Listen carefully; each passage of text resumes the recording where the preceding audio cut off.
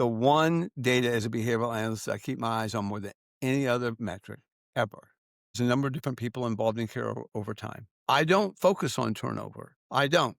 And I think turnover takes care of itself. There's a reason I don't focus on turnover. I might have talked to you about this before, but I found out by accident across many, many years that turnover is inversely related to openings. I mean, that was like eye-opening to me. For example, Do if you look explain, at yes. in the national data, it's true. You can see there's a third of the workforce that turns over every 6 months of the people who leave. There's the early turnover is the most significant turnover, Absolutely, yep. but there's also a third of the workforce that exists and maintains itself who are 3 years plus. So what happens? It's weird. Let's say you have wonky schedules and the openings are wonky. Okay. They're crazy schedules that are open. Migration, all that sort of stuff I just described. It creates this system where the openings that are on the front end for newbies are crappy schedules. Yeah. That drives turnover on the front end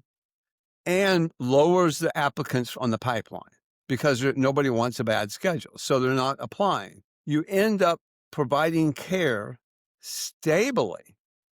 Not fun, but I'm just saying you don't have a lot of turnover because the people who've been there for 3 years plus or 2 years plus are not turning over. Mm-hmm. Those people are not turning over. So what affects the metric of turnover if you don't have anybody applying and you're missing the front part of the high turnover? What you're left with is a stable people and a lot of opening. Yes. So the metric of turnover is not a good metric for agencies that have a lot of openings. Let me give you the inverse of that. Why I focus on the number of different people involved in care. And here's why.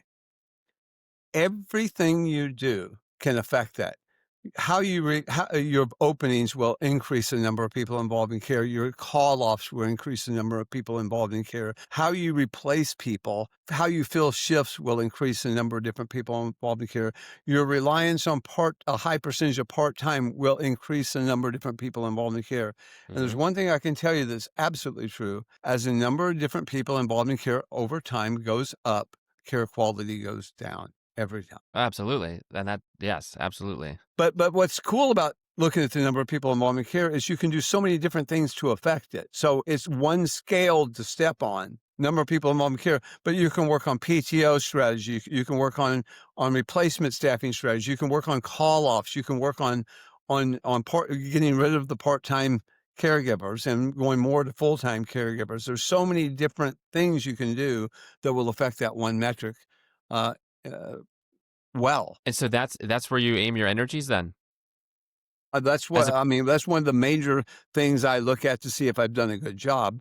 Example, a 3-day work week that we just talked about. If you look at the typical agency that has, just on some outcomes, you look at the typical agency that has national average, 69% full-time, 31% part-time, guarantee you most of the ones that come up with those numbers are 5-day work week agencies. So they have, that's what generates the part-time. And they have openings and they have all of those things going for it. So you look at those metrics and I know I can if I can eliminate or reduce the number of part-time and improve the full-time, and our system does, the front half, back half, day and night system will reduce, like we're at Good Life, our average is 98% full-time. The agencies that we work with aren't achieving that, but they're rarely under 90%. So,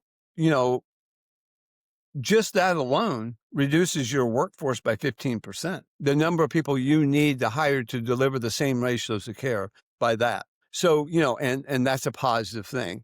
The other thing is, the way the front half, back half works, it's either a Sunday and 2 days out of a Monday, Tuesday, Wednesday, or Saturday and 2 days out of a Wednesday, Thursday, Friday. Front half, back half, day and night. So everybody has a weekend day and everybody has 2 weeks. We also have some pay things related to that, what's called premium pay for the weekend. We do a lot of on stuff, but that model puts schedules very equal. They're very equal. And we can't equate by just their layout. Yeah, everybody's got a weekend. You got either 3 or 4 days off in a row. That means that you're working 13 days a month and you're off 17 days a month. You are off 7 months a year, Yeah. but working full time. Mhm. And the point is, you have this because of that. Because you're only working 13 days a week. And by the way, I told you this isn't the only staffing pattern we use. We use others because you're only This is working 13. one faucet, right? It's one faucet. You said 5, but keep going on this one. Yeah. But because you're only working 13 days off and you're off 17, you only have to work 2 extra days shifts a month to average 41 hours a week. So even if you're averaging 41 hours a week, working 15 days and off 15 days, that's a pretty balanced life.